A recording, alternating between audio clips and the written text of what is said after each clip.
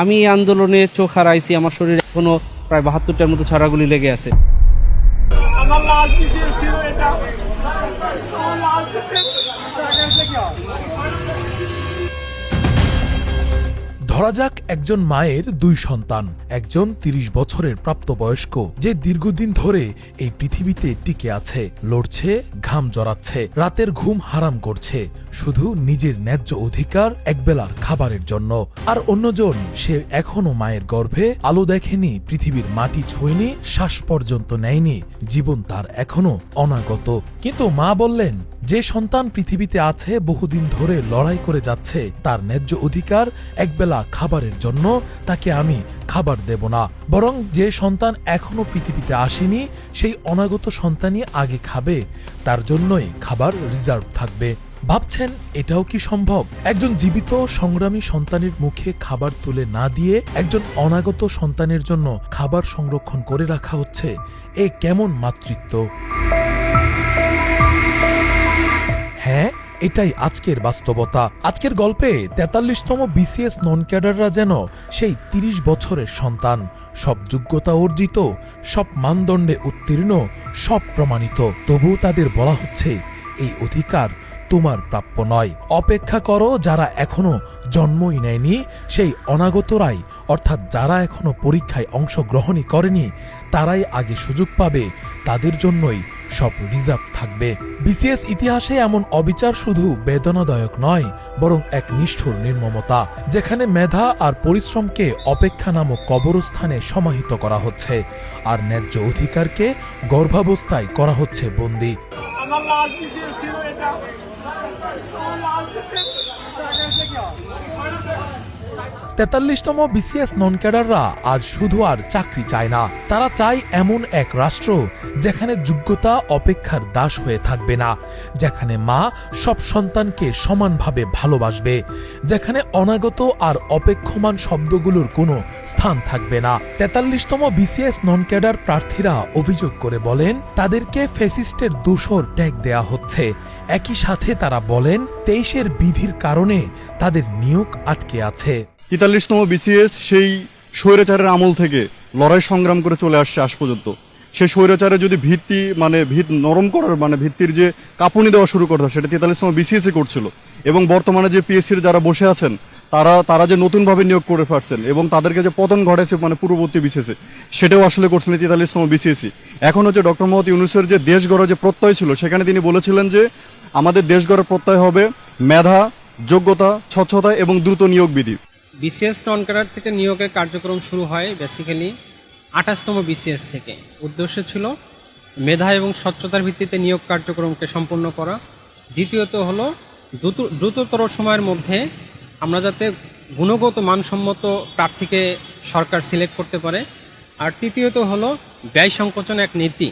এবং চতুর্থ, যাতে নিয়োগ বাণিজ্য যে হয়, এই নিয়োগ বাণিজ্য বন্ধ করার জন্য তৎকালীন সরকার এবং সরকারের যে কমিশন, তারা সিদ্ধান্ত নেয় যে আমরা বিসিএস ক্যাডার যারা হতে পারবে না এবং পদ স্বল্পতার কারণে ক্যাডার যারা বঞ্চিত হয়, তাদেরকে নন ক্যাডার লিস্টে রাখা হতো এবং সরকারের পক্ষ থেকে পাবলিক সার্ভিস কমিশনের পদ আসা সাপেক্ষে তাদেরকে নন ক্যাডারের বিভিন্ন পদে পদায়ন করা হতো। তারা রাষ্ট্রের বিভিন্ন মন্ত্রণালয়, অধিদপ্তর এবং দপ্তরের পদে গিয়ে তাদের যোগ্যতার প্রমাণ এখন পর্যন্ত তারা রেখে যাচ্ছে। অন্যান্য ব্যাচগুলো যেরকম ৪,০০০ পদ পেয়েছে, আমরা ওই রকম সংখ্যক পদই পাবো, যেহেতু আমাদের প্রায় ৭,০০০ প্রার্থী ভাইবা দিয়ে খালি হাতে ফেরত গিয়েছে। সকলে না পেলেও একটা মেজর অংশ যদি পায় সে, তাহলেই আমাদের প্রথম থেকে দাবি সেটাই ছিল।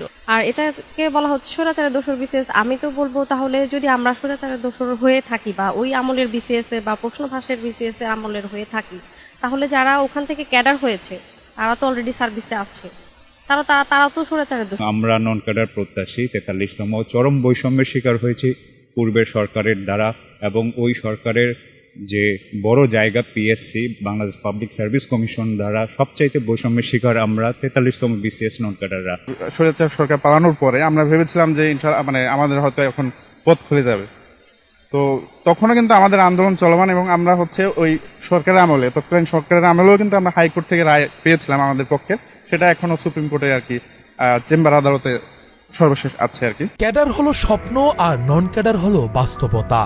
বারবার পরীক্ষা নিলে তা অতিরিক্ত ব্যয় ও সময় সাপেক্ষ। এছাড়া বারবার পরীক্ষা অনুষ্ঠিত হলে প্রশ্ন ফাঁসের সুযোগ থাকে বলেও মন্তব্য করেন তারা।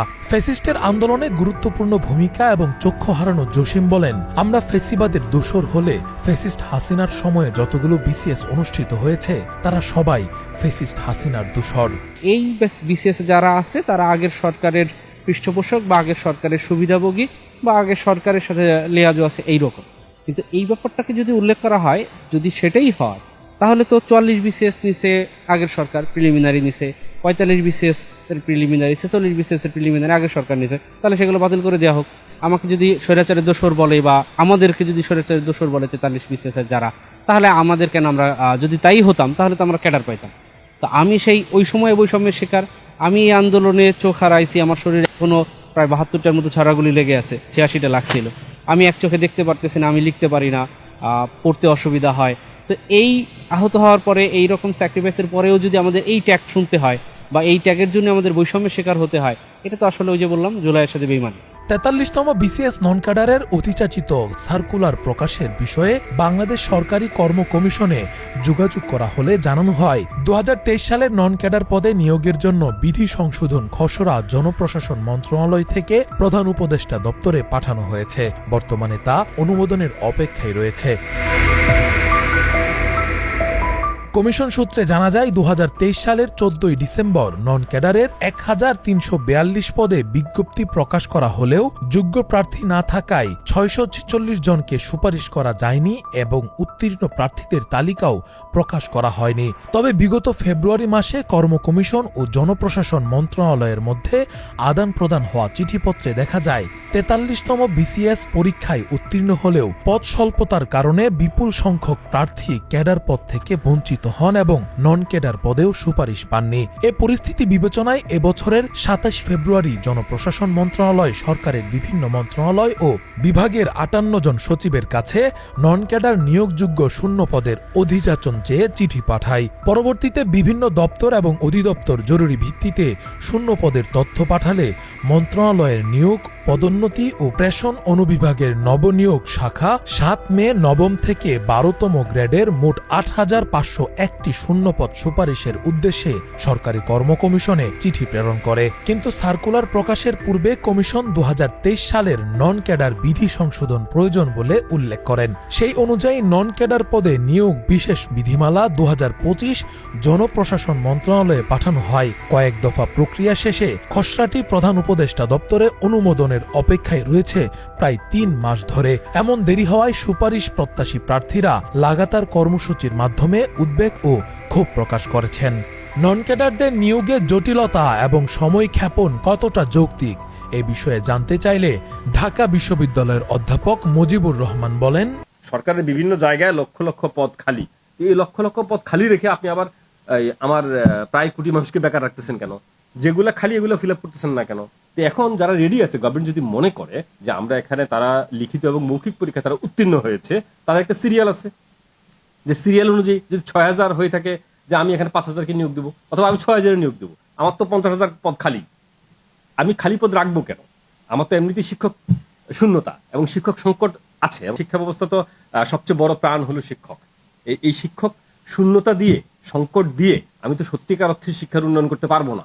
তা আমি মনে করি যে এই গভর্নমেন্টের একটা নীতিগত সিদ্ধান্ত নেওয়া দরকার এবং সেটা পিএসসির সাথে কথা বলে অ্যাডজাস্ট করে যে আমাদেরকে এই জায়গায় এতজন লাগবে আমরা দিয়ে দাও। পিএসসি তখন সেটাকে রেডি করা আছে, সেটাকে তখন সুপারিশ আকারে দিয়ে দিল। নিয়োগটা হওয়া দরকার যদি কারো বিরুদ্ধে কোনো অভিযোগ থাকে যে সে দুর্নীতি করে নিয়োগ পেয়েছে, স্বজনপ্রীতি করে নিয়োগ পেয়েছে, অথবা দলীয় লেজুর বৃত্তির কারণে সে নিয়োগ পেয়েছে, সুপারিশপ্রাপ্ত হয়েছিল, পাশ করেছিল, তাকে বাদ দিয়ে দেন। যারা ফ্রেশ আছে আপনি তাদেরকে বঞ্চিত করবেন কেন? আপনি তাদেরকে নিয়োগ দিয়ে দেন। সরকারি চাকরিতে স্বজনপ্রীতি, দুর্নীতি, নিয়োগ বাণিজ্য ও প্রশ্ন ফাঁস রোধে এবং মেধা, স্বচ্ছতা ও যোগ্যতার ভিত্তিতে নিয়োগ নিশ্চিত করতে 28তম বিসিএস থেকে একটি গুরুত্বপূর্ণ সিদ্ধান্ত নেয় সরকার। এই সিদ্ধান্ত অনুযায়ী ক্যাডারের পাশাপাশি সরকারি বিভিন্ন দপ্তর ও অধিদপ্তরের 9ম থেকে 12তম গ্রেডের শূন্য পদে ভাইভাই উত্তীর্ণ হলেও পদস্বল্পতার কারণে ক্যাডার বঞ্চিত প্রার্থীদের সুপারিশ করার প্রথা চালু হয়। এ প্রক্রিয়ায় বারবার পরীক্ষা নেওয়ার ঝামেলা যেমন কমে গিয়েছিল, তেমনি সরকারের সময় ও অর্থেরও সাশ্রয় হচ্ছিল। একই সঙ্গে যোগ্য ও দক্ষ প্রার্থীরা নন ক্যাডার পদে যোগ দিয়ে সরকারি সেবায় মান বাড়াচ্ছিলেন, সেবাকে পৌঁছে দিচ্ছিলেন জনগণের দোরগোড়ায়। কিন্তু অভিযোগ উঠেছে এই স্বচ্ছ প্রক্রিয়ায় নিয়োগ বাণিজ্যে জড়িত সিন্ডিকেট ও প্রভাবশালী মহল ক্ষুব্ধ হয়ে ওঠে। পরবর্তীতে তাদের প্রভাবেই 2023 সালের নন ক্যাডার বিধিমালা প্রণয়ন করা হয়। নতুন বিধিমালা অনুযায়ী ক্যাডার ও নন ক্যাডার পদ একই বিজ্ঞপ্তিতে অন্তর্ভুক্ত করার নিয়ম চালু করা হয়, যা বস্তুত প্রশংসনীয় হলেও বাস্তবে বিসিএস নন ক্যাডার পদে সুপারিশকে আশঙ্কাজনকভাবে কমিয়ে দেওয়ার কৌশল বলেই মনে করেন ক্যাডার বঞ্চিত প্রার্থীরা।